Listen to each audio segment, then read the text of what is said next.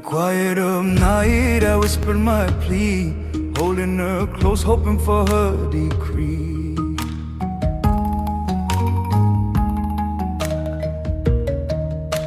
Light finds the seam of the screen. A hand lifts a puppet, and for a heartbeat, an entire village breathes through leather and shadow. You feel the hush settle like a cloth over chatter. The world narrows to the glow and the story. Right there. That hush is the thing that holds Sbek Thom together. I was thinking of a performance we visited near Sbek Thom. Families sat shoulder to shoulder under the banyan, and the silence became part of the instrument. I'm Samnang Bradley. Welcome to Ancient Echoes. Tonight, we walk the thin line of light where stories live, meeting the carvers who cut buffalo hide, the elders who memorize long narratives, and apprentices who practice voice and timing until a silhouette becomes a life. And I'm Sovin Linda. I'll add context along the way, materials, ritual roles, and why certain performances are treated as ceremony rather than mere entertainment.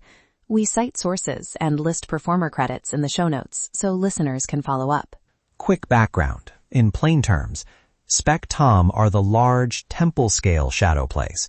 They use carved buffalo hide, sometimes painted on the reverse, and the drama unfolds in long, often ritualized cycles. Yes, and to avoid confusion, Sbek Touch are the smaller, more playful leather puppets you might see at markets or informal shows. The size, the script, and the ritual placement make these two practices serve different social functions. Materials matter. Buffalo hide is prepared like a slow recipe, soaked, scraped, sun-dried, then carved. The brass rods, the dyed paints, the stitching, each choice carries lineage. In one workshop, the master pointed to a tiny hole and said it proved the puppet had survived a storm. That hole became part of the puppet's history. Right, and those small details encode meaning. The crown's curve, the notch on a sword, the angle of a nose, they signal character and moral role to an audience schooled in the language of silhouette. We'll link iconographic notes in the show notes for listeners who want to study them. At a workshop I visited, 3 generations worked under a corrugated roof. The youngest, 7, sorted thread. The oldest steadied a knife he'd inherited. The rhythm of carving sounded almost like a drumbeat that organized the day. Tell me about the knife. You mentioned someone humming as he worked. He hummed a refrain from the Ramakirti as his blade pulled away hair and fat, a song that turned labor into liturgy. Later he told me, I hum so I don't think of loss, but of patience. He added, these puppets hold the village. My hands only give them breath. That phrase, my hands give them breath, that's the perfect shorthand for transmission, craft as memory. But I want to push on one tension we keep seeing. When troops adapt for tourists, is that safeguarding or diluting? I almost snapped the first time I heard a sacred scene shortened to meet a tour schedule. Wait, I'm not sure I buy the simple don't change it argument. If performers can't earn a living, the stories disappear with them. There's a pragmatic side here. Right, but when ritual cues are lost, certain obligations, like proper sequence or offerings, get skipped, and the performance can feel hollow. It risks turning a living ritual into a caricature. So, what's the practical fix? Elders and troops set boundaries, create specific moments for adaptation, and keep core ritual sections off limits. Fund apprenticeships, and negotiate fair pay for performances so adaptation doesn't become replacement. I like that. Rules, not refusal. In one village, the troupe agreed with temple custodians that 2 scenes would never be altered. Everything else could flex if it helped pay for rice and materials. That compromise kept elders involved and apprentices employed. Exactly. And listeners, if you attend a performance, ask before recording. Give credit and negotiate fair payment if you commission a show. We have vetted suggestions in the show notes. Back in the dark of the performance, a single gong hit marks a hero's entrance. There, you hear the crowd inhale. Little sounds matter. A chair dragged, a child shifting, an offering placed at the screen's edge. Those are parts of the score. And apprentices learn timing through mimicry and physical drills. Elders clap in the dark to teach pulse. They instruct voice by asking students to speak while they move the rod. Discipline and play coexist. Dara, a young apprentice, tried a hero's voice and accidentally gave it the cadence of a market vendor. He laughed and then perfected the line over and over. That laughter is medicine in training. Apprenticeship is the real preservation engine. Troupes that run weekend workshops for local children not only teach craft, but also build social ties and continuity. Funding those programs is one of the best ways listeners can help.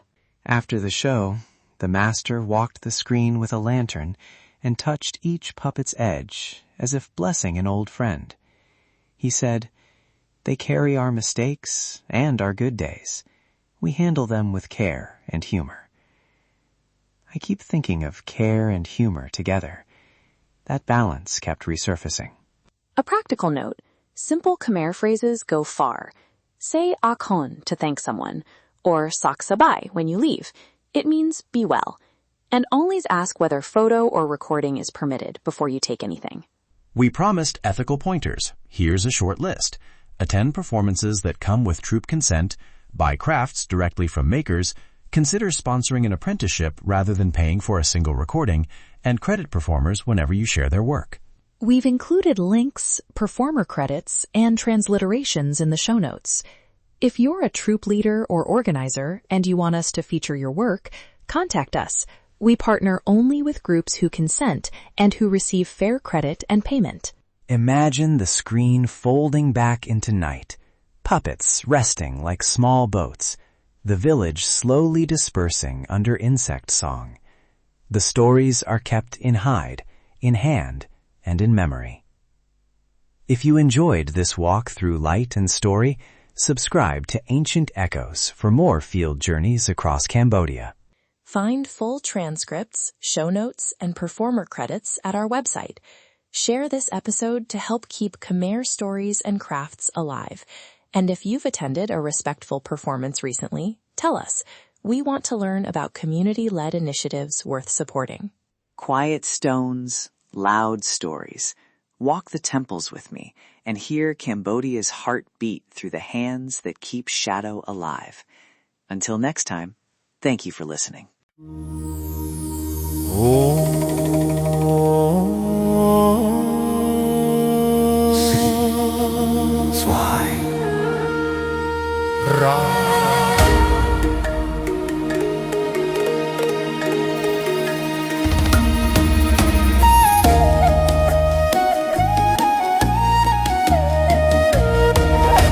shining diamond, flawless and rare, you stand so quiet, soft in the air.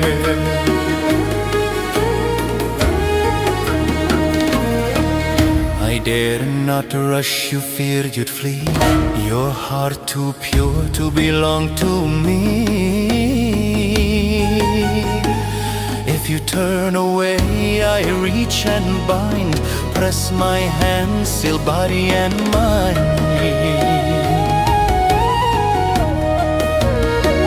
Your brows I trace, your breath I steal. This mark I place is dark and real. From this moment break and fall, hear the spell, obey the call.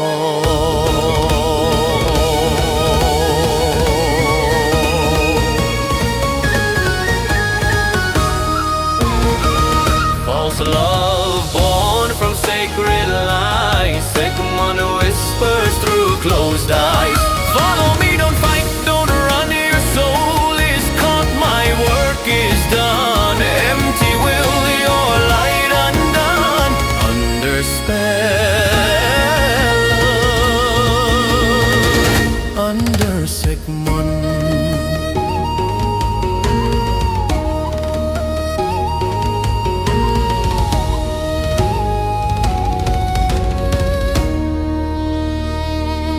Crystal beauty, diamond bright, caught between shadow, charm and night.